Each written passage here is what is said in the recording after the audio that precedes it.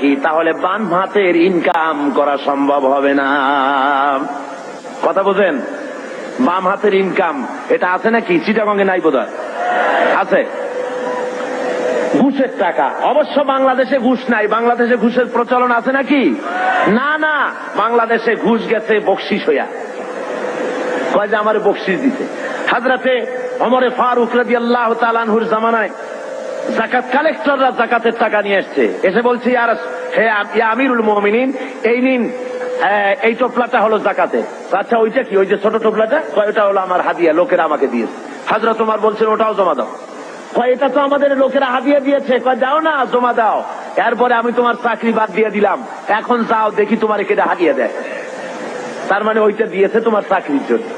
সুতরাং ঘুষ খাওয়া হলো হারাম। ঘুষ খাওয়া কি? হারাম। আল্লাহ রাব্বুল আলামিন বলেন, যখন তুমি